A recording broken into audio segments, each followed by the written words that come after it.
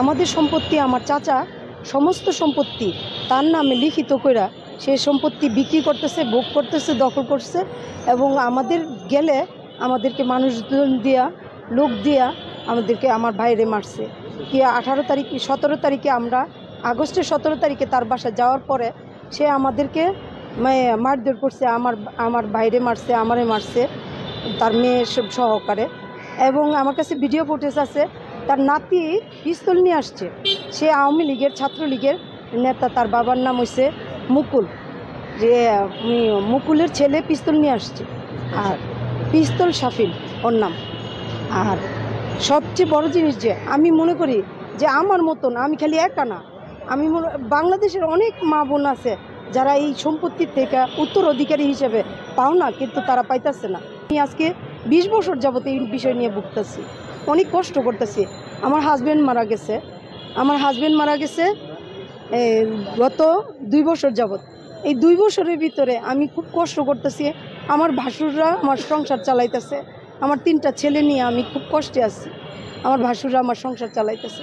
তো আমি যখন আমার চিন্তা করলাম যে এখন আমার সম্পত্তিটুকু আমার এখন প্রয়োজন, তখন আমি যাওয়ার চিন্তা ভাবনা করলাম যে 18 তারিখে যাওয়ার পরে তারা সেই 18 তারিখে আমাদেরকে মারপিট করে আমাদেরকে ঘর থেকে বার করে দিল।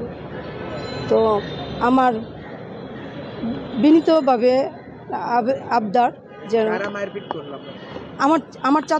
আমার চাচা তার নাতি দিয়া, তারপরে তার মেয়ে দিয়া আমাদেরকে মারলো। তার মেয়ে আমার গলায় চাপা ধরছে, আমার এই যে এখনো পর্যন্ত একটা খামচির দাগ আছে হাতের ভিতরে, হ্যাঁ।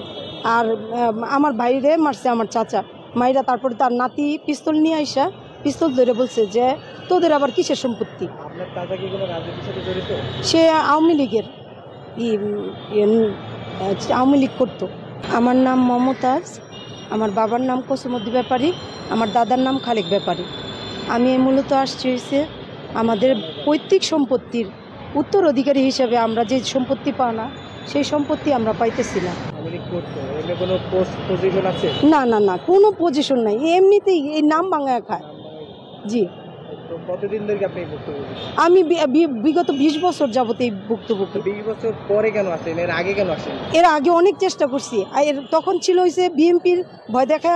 এর আগে একবার করছিলাম, তখন আমাদেরকে হয়রানিও করছে। এই সবুজবাগ থানার থেকে পুলিশ নিয়ে আমাদেরকে হয়রানি করা হয়েছে। হ্যাঁ হ্যাঁ, মামলা করছি, এটার মামলা করছি। মামলা করার পর থানা থেকে কোনো রিপোর্ট পেয়েছেন কিনা? থানা থেকে রিপোর্ট, থানা 18 তারিখ তো কোনো কাজ করে না, তো বললো যে আপনি কোর্টে যান। আমি কোর্টে যেয়ে মামলা করছি, পিবিআইতে তদন্ত দিচ্ছে।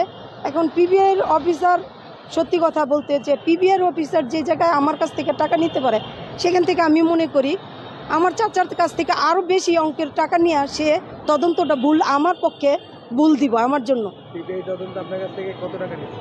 2,500 টাকা নিচ্ছে। 2,500 টাকা? হ্যাঁ, সে চাইছে আরও বেশি, আমি কর্মকর্তার নাম বলতে পারেন? বলতে পারি, তার নাম বাদশা। কোথায় এটা হচ্ছে আপনার ইয়েতে, এই কি জানি। তো আপনি এখন কি চাচ্ছেন সেটা বলুন।